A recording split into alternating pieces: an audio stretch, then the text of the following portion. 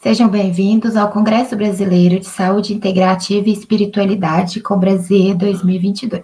Meu nome é Bárbara Luiza, sou da Universidade PUC Minas e em nome da UFJ, UFG, Universidade de Brasília e UFMG, agradecemos a sua presença. A seguir, assistiremos a palestra com o tema O Reiki dentro das PICs, Evidências Científicas e Avanços, ofertada por Rafael Christian, que é mestrando em Ciências Farmacêuticas pela UFMG, farmacêutico pela UFMG, desenvolve e coordena o projeto Curarte PICs, pesquisa e trabalha com Reiki, meditação, homeopatia e outras PICs. Lembramos que, caso você seja congressista no Combraser 2022, no decorrer da palestra aparecerá uma palavra-chave. Você deve anotá-la e inseri-la no formulário eletrônico que está na descrição do vídeo. O formulário ele ficará aberto até o dia 27 de agosto de 2022. Assim, saberemos que você esteve aqui e emitiremos seu certificado. Participe da programação. Desejamos a você uma excelente palestra. Vamos saudar, então, de forma especial os organizadores, instituições apoiadoras, alunos, professores e a comunidade aqui presente. Agora, passo a palavra para você, Rafael. Seja bem-vindo. Olá a todos, seja muito bem-vindo, bem-vinda ou bem-vinde a esse momento em que nós estamos, para que a gente possa falar um pouquinho sobre as práticas integrativas e complementares, falar um pouquinho sobre o Reiki. A gente não está de forma síncrona, né, para que outras pessoas também possam desfrutar desse momento quando tiverem disponibilidade, mas eu gostaria que fosse um momento de interação. Então, à medida que a gente for conversando, se vocês tiverem ideias, percepções, que ficar dúvidas, etc., eu gostaria de convidar todo mundo a anotar para que a gente possa, no final, né, ter uma forma de contato e essa troca que é tão importante para que a gente possa ter uma construção conjunta. Então, eu gostaria de começar esse momento desejando um ótimo dia, uma ótima tarde, uma ótima noite, dependendo de quando você está vendo. E hoje, nesse momento, a gente vai falar um pouquinho sobre o Reiki dentro das práticas integrativas e complementares, evidências científicas e avanços. Meu nome é Rafael Christian de Matos, mas podem me chamar de Rafa, se preferirem. E como a gente não se conhece, eu vou fazer uma breve apresentação sobre mim. Eu sou farmacêutico, atualmente eu faço mestrado em Ciências Farmacêuticas na Universidade Federal de Minas Gerais, que também foi a faculdade que eu me formei. Sou mestre Reiki, trabalho atualmente com plantas medicinais, mas já fiz pesquisa com Reiki, meditação e outras terapias, como a homeopatia. Sou fundador de um projeto que chama Curarte PICs, a arte da autocura, que tem como objetivo levar a questão das PICs sob uma ótica mais científica para as pessoas, porque eu acho que esse tópico ele é muito importante. E como a gente não se conhece, eu vou contar duas curiosidades sobre mim. A primeira é que eu amo natureza, como é possível ver por essa foto que eu coloquei, porque eu acho que ela representa muito bem quem eu sou. Gosto desse contato, gosto dessa troca de energia que acontece. E como essa curiosidade talvez já fosse um pouco previsível, eu vou contar uma outra, que é: nem sempre eu acreditei nas práticas integrativas e complementares. Então, eu iniciei um percurso na graduação de farmácia muito descrente de muitas terapias, como, por exemplo, a homeopatia e, inclusive, o Reiki. E foi quando eu comecei a discutir, foi quando pessoas chegaram para mim com demandas e apresentando a questão das práticas integrativas sob a ótica da ciência, que as coisas fizeram mais sentido para mim. Por isso, hoje, que eu gostaria de que a gente tivesse essa abordagem, porque muitas vezes é esse despertar que falta para alguém aceitar uma terapia que vai fazer tão bem e que acalenta e que transpassa, muitas vezes, o modelo médico científico que a gente tem impregnado ainda. Mas se eu pudesse me definir em uma única coisa, não seria nada disso. Seria que eu sou o padrinho da criança mais linda do mundo. Esse é o Matias. E por gostar muito de pensar que no futuro as pessoas vão ter acesso a um outro tipo de terapêutica que o Matias, juntamente com muitas outras pessoas, vão ter acesso a uma outra realidade. Eu acho que é importante que a gente desbrave e adentre e entenda com afinco a questão das práticas integrativas. E por isso que a gente está aqui hoje. Eu vou propor para a gente ter 3 momentos da nossa conversa. Vamos começar engatinhando em alguns conceitos para que a gente possa evoluir à medida que a gente vai conversando. Pode ser? Gostaria que a gente começasse falando sobre saúde. Né? A gente escuta falar muito sobre saúde, a mídia aborda muito a questão da saúde, e muitas vezes é um assunto recorrente no nosso dia a dia. A gente se queixa de não estar se sentindo bem, ou a gente pensa, nossa, eu gostaria de estar melhor. E a saúde é uma questão que ela vem para toda a população, não é de forma isolada. E a gente tem alguns dados para trabalhar sobre isso, como por exemplo, o Ministério da Saúde ele falou que a procura das práticas integrativas e complementares no SUS aumentou em 46%. E quando a gente tem uma procura dessas práticas integrativas, a pessoa está visando restabelecer ou manter um quadro de saúde, um quadro de bem-estar, um quadro de equilíbrio. Então, essa demanda, ela mostra para a gente que essas práticas, além de ficarem difundidas, elas estão ficando mais acessíveis, mas que está começando também a ter um despertar sobre a importância da gente ter uma manutenção da nossa saúde física, mental e integrativa, integral, né, do indivíduo. E pensando nisso, então, vamos definir saúde, porque isso vai ser muito importante quando a gente estiver falando sobre Reiki. E por isso, a Organização Mundial da Saúde, ela define saúde como um estado de completo bem-estar físico, mental e social, e não somente a ausência de afecções e enfermidades. Saúde não é ausência de doenças. Saúde é um reequilíbrio, é um manejo de parâmetros físicos, mentais e sociais que tornam com que, então, este indivíduo consiga estar se sentindo em completude de forma satisfatória. E isso é muito forte porque muitas vezes a gente não está acostumado a pensar assim. Quando a gente trabalha, por exemplo, a questão mental, muitas vezes, por exemplo, a gente está trabalhando em uma drogaria ou em algum estabelecimento que fornece medicamento e as pessoas elas vão procurar remédios, por exemplo, para depressão. Muitas vezes a gente vê familiares indo procurar remédios para entes queridos e eles falam: ah, meu sobrinho está tomando remédio por conta de uma frescura. Muitas vezes, mesmo que seja uma doença diagnosticada, que a gente tenha ali um profissional por trás, a gente não tem a legitimação. E aí isso vai transcendendo para outros fatores. Então, por exemplo, quando a gente tem uma carência social de um indivíduo, de uma pessoa, muitas vezes a gente não considera que isso está inserido num quadro de saúde. E olha o quanto que a gente fica limitado a isso, então, porque saúde, ela abarca isso tudo. E da primeira vez que eu vi esse conceito, eu senti um certo desconforto. E eu senti um certo desconforto por quê? Porque quando a gente estuda na faculdade sobre os modelos médicos, né, sobre as terapias de forma geral, a gente está acostumado a enxergar o indivíduo de forma segmentada. O indivíduo na sua parte física, o indivíduo na sua parte mental, o indivíduo na sua parte social. Então, se fulano tem um problema cardiovascular, procure um cardiologista. Se isso está causando estresse, para acalmar o estresse, procure um profissional habilitado.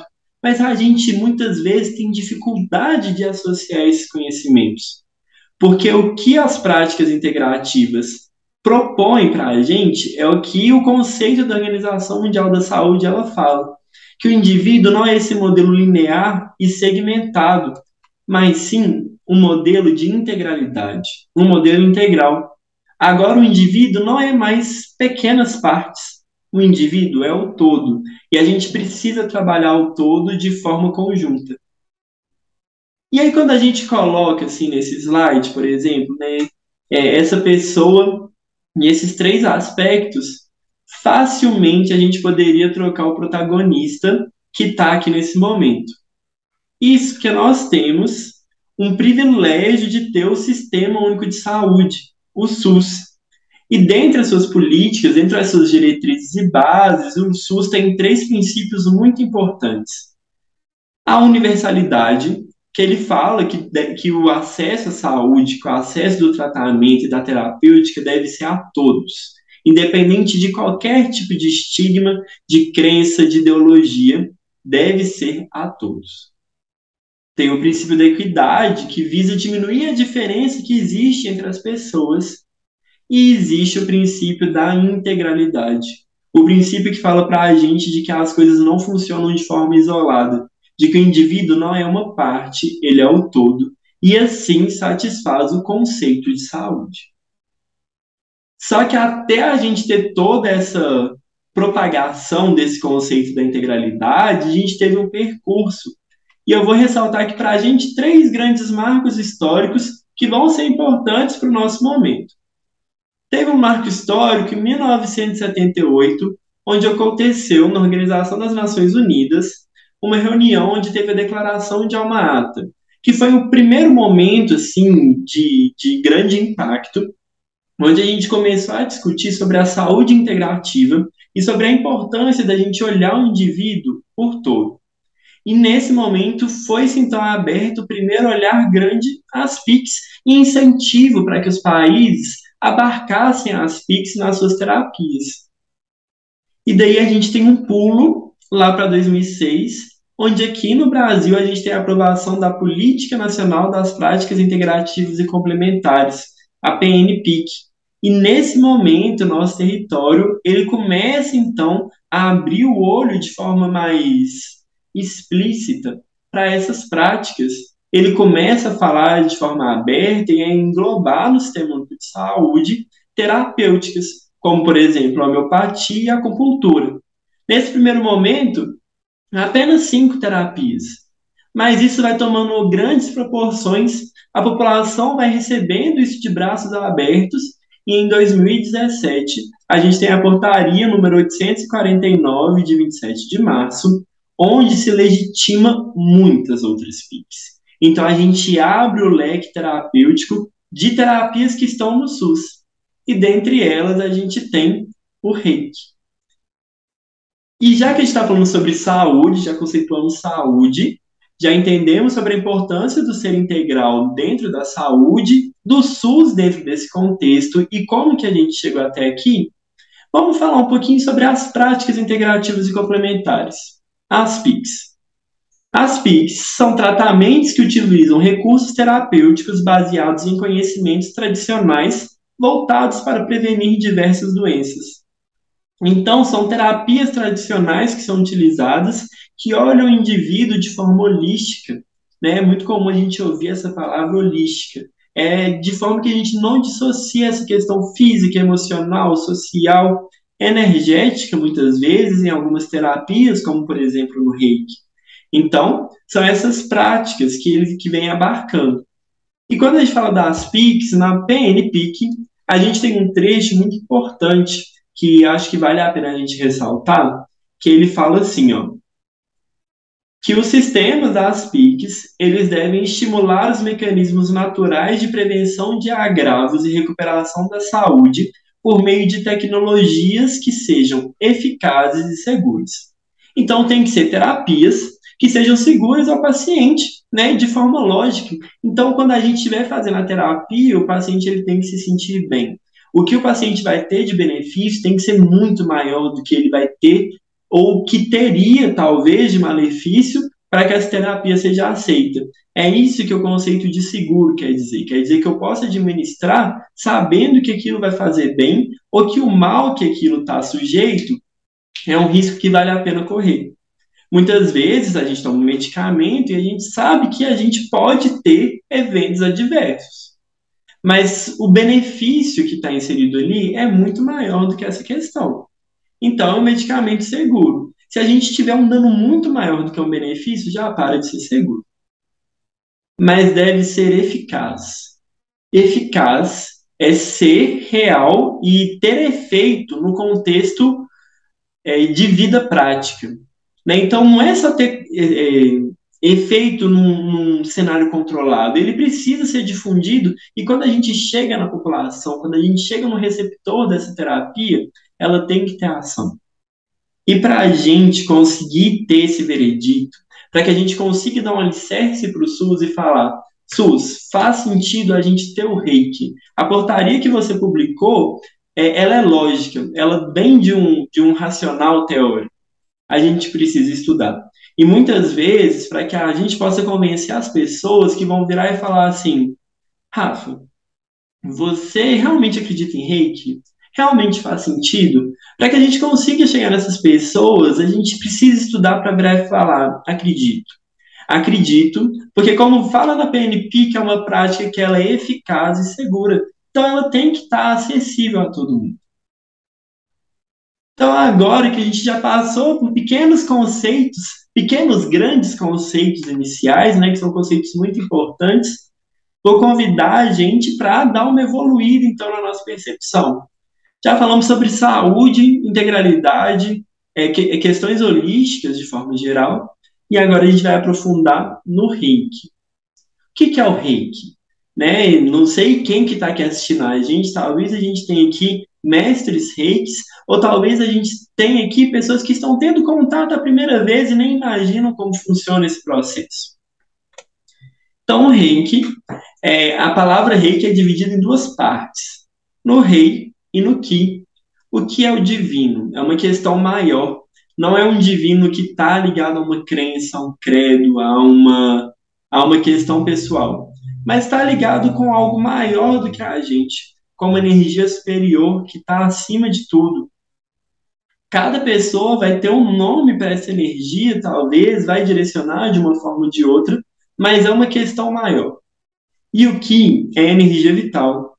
Então, é uma energia maior que serve para que a gente harmonize, para que a gente tenha um conforto, um acalento, uma receptividade da energia vital, para que ela, por si, encontre qual que é o seu estado de normalidade, de homeostase, para que ela encontre seu estado de equilíbrio. Então, é isso que o reiki, a junção de duas energias que estão aqui para que juntas elas atuem e possam trazer benefício ao receptor. Por definição, já que a gente está aqui falando sobre a ótica da ciência, é sempre bom a gente ter bem alinhado o que são as coisas. Então, aquela portaria de 2017, ela define o reiki para a gente. É uma prática de imposição de mãos que usa a aproximação ou o toque. Então, algumas vezes vai ser apenas uma mão, né, sobre o corpo da pessoa, e outras vezes vai ser realmente tocando pontos do corpo da pessoa, com a finalidade de estimular os mecanismos naturais de recuperação da saúde. O reiki, por si, ele não cura. Quem cura é a energia vital que atua e que trabalha depois que tem esse processo do reiki. A energia vital ela tem diversas práticas integrativas, né? Ela está, por exemplo, na homeopatia. Na homeopatia, a gente tenta trabalhar para fazer com que a energia vital ela volte para a questão da sua origem, da sua homeostase também. Então, é muito importante essa questão.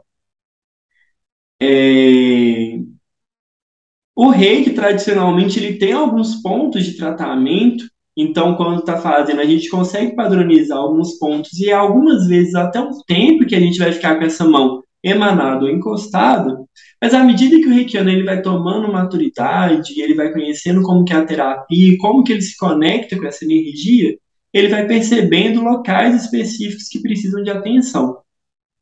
O reiki é o famoso alinhar chakras. Sabe quando a gente está muito estressado, ele fala assim, gente, meus chakras estão todos desalinhados. O reiki, ele alinha chakras. Quando a gente vai estudar sobre essa questão, a gente vê que chakras não necessariamente desalinham. Eles não saem do lugar, não é como se eu tivesse o chakra aqui frontal e ele deslocasse, mas ele fica desarmonizado. Então a gente pode falar que o reiki harmoniza chakras. Né? É essa questão que engloba o indivíduo como um todo. E como que é feito essa questão da terapia do reiki, né? Assim, na prática, assim, ó, chegamos para uma consulta de reiki. Como que funciona? É sempre dividido em três momentos. Primeiro, tem um momento que chama Gachô. Nessa primeira instância, é o reikiano consigo. Muitas vezes não é necessariamente no momento da consulta, mas é uma prática que tem que estar no cotidiano do reikiano, que é uma prática de meditação, de conexão com o nosso eu interior para entender as questões que nós estamos inseridos e para que a gente possa pensar, então, quais que são os princípios do reiki, qual que é o nosso objetivo ali, que é ser um instrumento dessa energia maior. O nosso objetivo não é de levar a cura, é de ser um instrumento para que isso possa acontecer. E a gente tem que estar consciente de como que está a nossa conduta, como que está a nossa percepção, como que está a nossa concentração para que esse tratamento ele aconteça da melhor forma possível. No segundo momento, tem o Reijiro. Nesse momento, o reikiano ele se conecta com a energia rei, ele vira e fala, ele pede permissão, ele pede para ter essa oportunidade de ser esse instrumento e se compromete nesse período de tratamento a estar presente aqui e agora para que todo esse trâmite, né, de terapia possa ocorrer. E por fim, a gente tem o Shiryo. O Shiryo talvez seja o momento em que todos conhecem, que é o momento da terapia mesmo. Muitos pacientes eles não percebem a parte de conexão, a parte de meditação, porque o Shiryo é a parte onde realmente está tudo em sintonia e é a parte mais palpável para o receptor. Mas essa parte de conduta é uma questão moral que o reikiano tem que cumprir. Combinado, pessoal? Acho que é muito interessante a gente entender os fundamentos que estão por trás. Eu tinha colocado um pouco do histórico, né? Mas por conta do tempo que a gente tem e do objetivo, eu acabei tendo que tirar. Mas fiquem à vontade no final para pegar meu contato para que a gente possa ter trocas maiores. E pensando então, né, sobre essa última instância, sobre essa instância de tratamento, quais que são os benefícios que o reiki traz para a gente? O que o reiki ele pode nos ofertar para uma pessoa que está precisando? Diversas coisas. Muitas coisas. E eu vou elucidar aqui 6 benefícios e fatos para a gente, mas eu gostaria de falar que isso daqui não é limitado.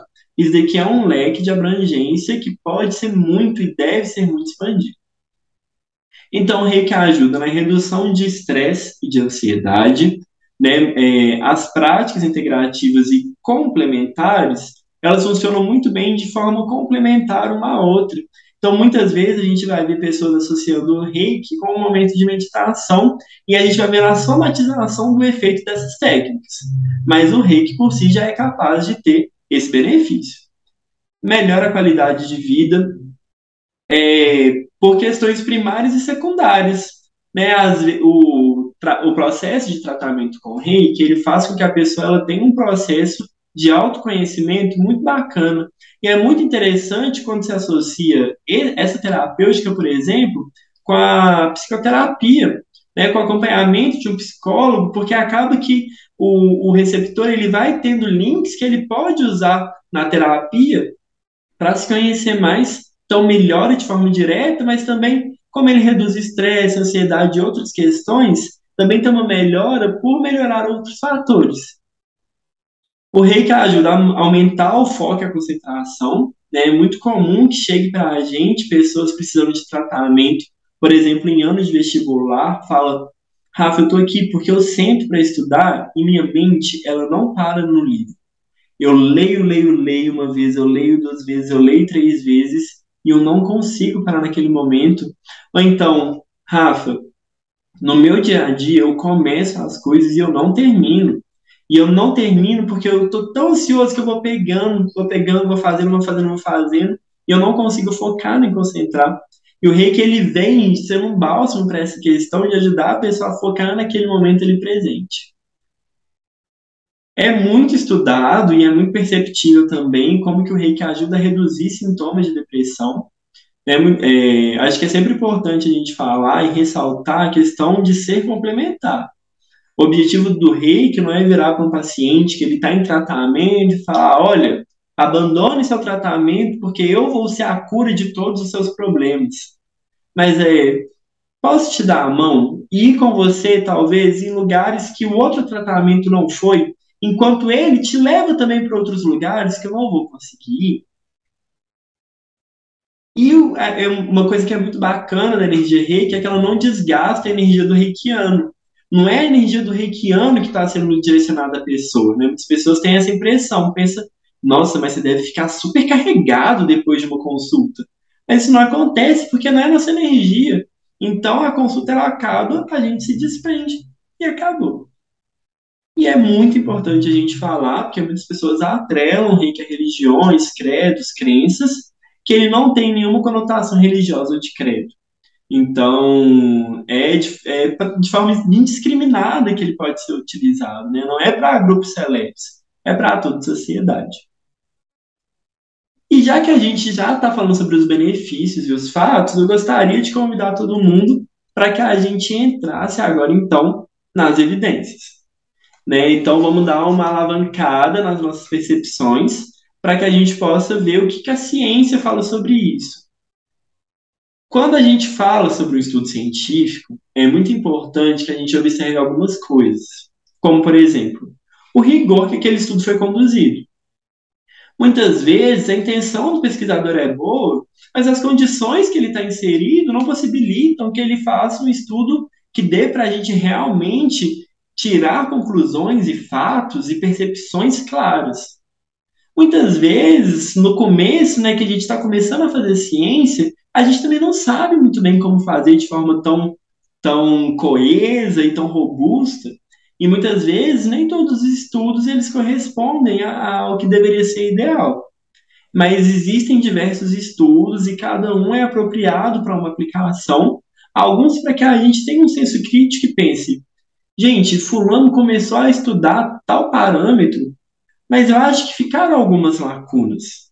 Será que eu não posso fazer de forma mais completa? Será que eu não posso ir além?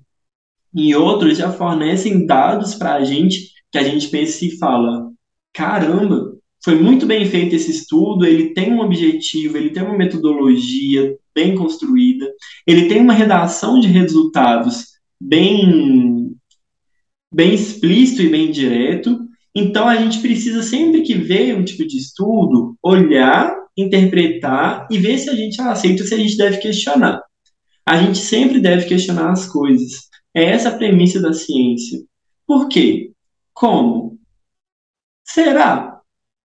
E assim a gente vai tendo um fluxo inverso ao que a gente está vendo da propagação das fake news, por exemplo, dessas notícias falsas. Então, se a gente tiver o senso crítico, a gente consegue ir alavancando de forma mais assertiva. Então, hoje, para a gente, eu separei 3 estudos, porque eu acho que eles se complementam e trazem questões muito bacanas da gente discutir. Seria impossível eu trazer todas as questões que já foram estudadas sobre o reiki. O reiki ele tem estudos que falam sobre o nível físico, emocional e social do indivíduo, abarcando toda a questão da saúde, né, como a gente já viu. Mas eu acho que para começar, a gente pode começar a tecer alguns argumentos sobre o efeito do reiki no sistema cardiovascular e imunológico, em questões de dor e ansiedade, e sobre o reiki à distância, que é uma grande polêmica muitas vezes, né, um grande tabu, que eu também vou trazer para a gente discutir. Eu trouxe 3 artigos científicos publicados em revistas para que a gente possa ver qual que foi o objetivo.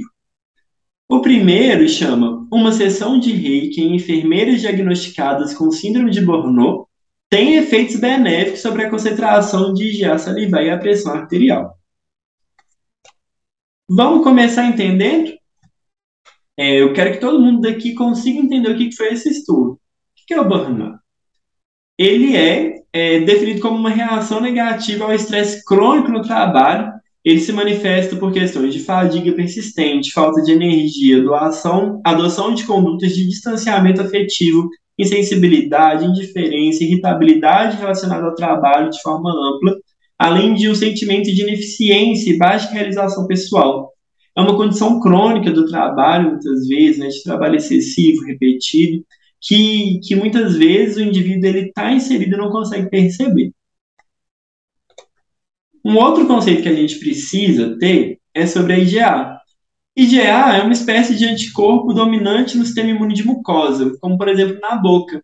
Então a gente vê muito sobre imunidade, principalmente nesse tempo de pandemia, e é essa questão, né? São esses anticorpos que trabalham com a imunidade.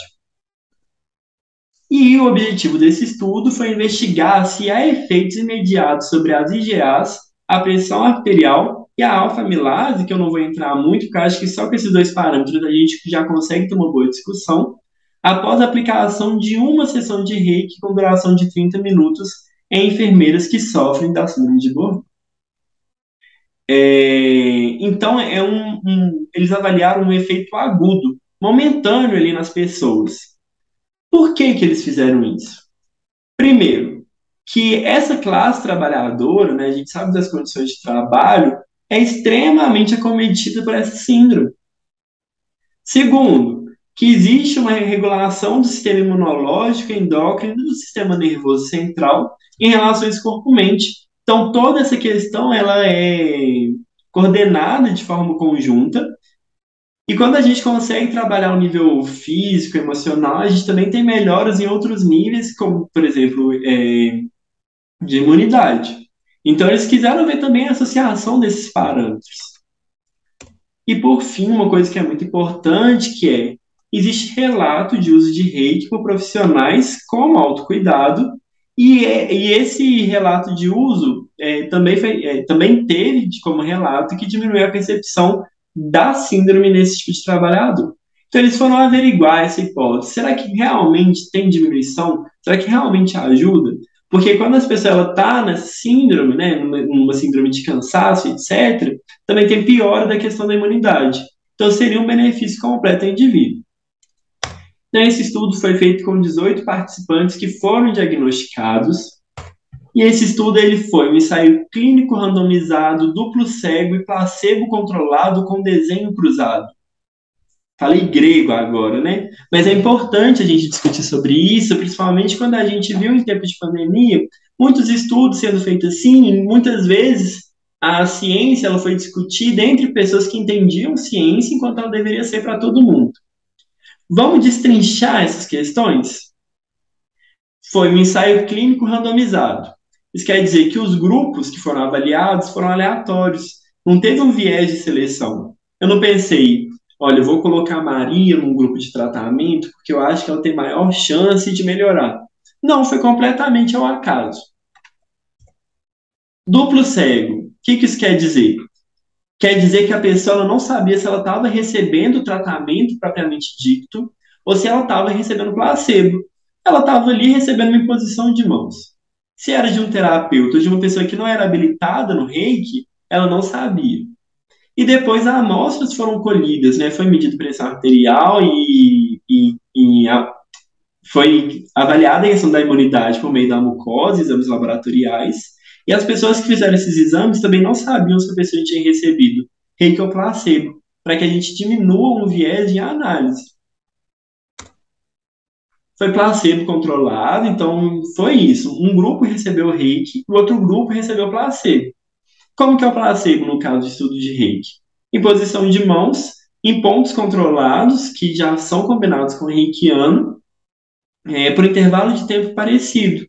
Então, a gente consegue avaliar se só o toque tem uma questão terapêutica ou se é o reiki o grande diferencial. E foi desenho cruzado. O que isso quer dizer? Que o estudo foi dividido em dois momentos. No primeiro, um grupo recebeu tratamento, reiki, e o outro grupo recebeu placebo. No segundo momento, inverteu. Quem recebeu tratamento agora recebe placebo, e quem recebeu placebo agora recebe tratamento. Isso aconteceu no intervalo de 7 dias entre um tratamento e outro. Então, é bom ter isso nesse estudo, porque o N de pessoas não é o maior N amostral que a gente tem. 18 participantes não é o maior número de pessoas que a gente pode estudar. Mas quando a gente faz esse tipo de estudo cruzado, é uma forma da gente contornar essa questão. E foi pedido para os participantes não tomarem algumas medicações 48 horas antes e ter alguns controles comportamentais 2 horas antes das sessões, como não fazer exercício físico nem tomar café. E aí, depois desses dois tratamentos, né, cada um em uma semana, aconteceu exame de saliva, medida da pressão arterial e análise estatística dos dados. Então, o que que eles perceberam? Eles avaliaram a pressão arterial diastólica e a pressão arterial sistólica. Pressão é 12 por 8. Vamos pegar 12 por 8. O 12 é a pressão arterial sistólica e o 8 é a pressão arterial diastólica, por assim dizer. Né? Então, é isso que quer dizer essa divisão que a gente sempre fala. Ah, fulano está com a pressão boa, 12 por 8. E aí, na questão da pressão arterial diastólica, teve uma redução dessa pressão no grupo que recebeu reiki, com significância estatística. E isso não aconteceu no grupo placebo. Então, isso mostra um efeito do reiki nessa primeira pressão. Já na pressão arterial sistólica, que seria o 12 por 8, não teve diferença em nenhum dos dois grupos. Muitas vezes a gente vai ver isso. Às vezes tem melhora em um quadro, mas não tem melhora em outro, e isso não necessariamente é um problema. Né? Só de já ter reduzido a pressão diastólica já é um grande benefício. E na IgA, teve um aumento da concentração de IgA, de microgramas por ml, para os pacientes que receberam reiki. Gente, esses achados, eles são preciosos, porque é uma sessão de 30 minutos. Né? Então, se a gente pega uma pessoa que ela está envolvida nessa síndrome, que afeta todo o emocional, questão de imunidade, um momento desse de autocuidado por semana, olha só o benefício que isso já pode vir a trazer. Porque a gente precisa de mais estudos que elucidem todas essas questões. E como eu comentei, também avaliou a atividade da alfa-amilase, mas não teve diferença em nenhum dos dois grupos. Então aqui a gente começa a ver o efeito do reiki tanto na pressão quanto na questão de imunidade. Quando tem reiki aplicado em modelo animal, por exemplo, camundongos, não diminui a pressão. Os dados da literatura mostram isso. Então também tem um preditivo de que essa melhora ela se deve realmente a uma questão emocional. O segundo estudo, ele é de massagem e reiki usados para reduzir estresse e ansiedade, um ensaio clínico randomizado. Por que que eu trouxe esse estudo?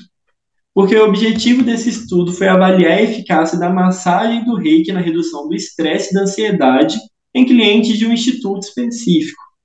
E aí muitas vezes as pessoas confundem reiki com massagem, mas são terapias diferentes. E esse estudo avaliou isso.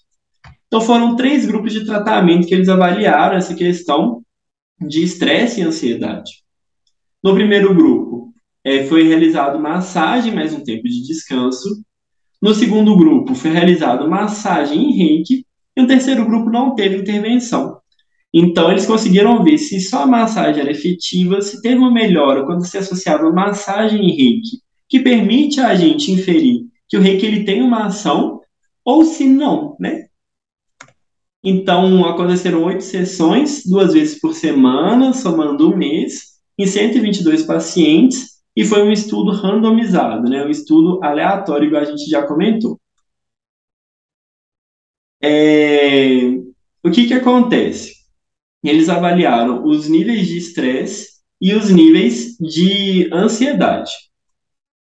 Quando a gente tem tanto a questão do estresse quanto a questão de ansiedade, nos 3 grupos, de forma geral, então quando a gente pega tudo aquilo que envolve estresse, tudo aquilo que envolve ansiedade, essa terapia, esse tratamento nesse estudo não teve efeito com significância estatística.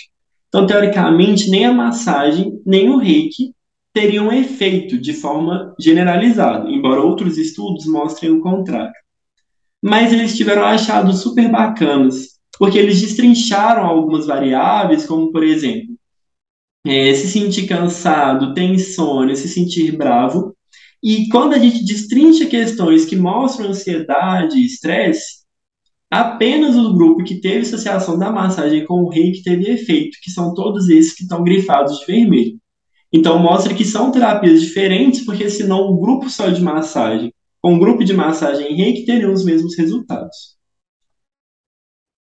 E, por fim, desses 3 estudos que eu trouxe, Eu peguei um que avaliou o efeito de reiki à distância na dor, ansiedade e fadiga em pacientes oncológicos, né? Foi um estudo piloto. E por que que eu achei interessante a gente trazer ele? Porque no começo da pandemia, o Conselho de Saúde recomendou florais, homeopatia e reiki para ajudar no tratamento da Covid-19. Importante a gente falar que hoje a gente já sabe que as medidas mais efetivas contra a Covid é o distanciamento social, mas hoje a gente já precisa muitas vezes estar inserido numa situação de ressocialização por conta das atividades laborais mesmo, mas também o uso da vacina. Não estou falando que o reiki curar as coisas, mas foi essa prescrição do Conselho de Saúde quando a gente não tinha outras alternativas. Porque o reiki ele pode ser feito à distância. O terapeuta, quando ele atinge algum dos níveis do reiki, ele aprende um símbolo que ele pode enviar essa energia à distância. Então, o objetivo desse estudo foi determinar o efeito do reiki à distância na dor, ansiedade e fadiga em pacientes oncológicos, que a gente sabe que é uma grande questão para esse grupo de pacientes. E tiveram dois grupos que tiveram avaliação nesse estudo. Aqueles que receberam apenas, entre aspas, o tratamento convencional e aqueles que tiveram o tratamento convencional, mas o reiki à distância, 5 consultas, numa distância de 8 quilômetros do terapeuta.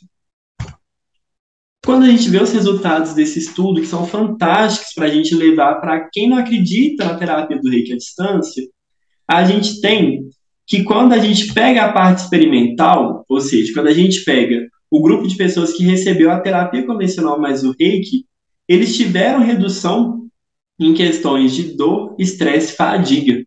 Então, teve significância estatística nesse grupo a terapia reiki.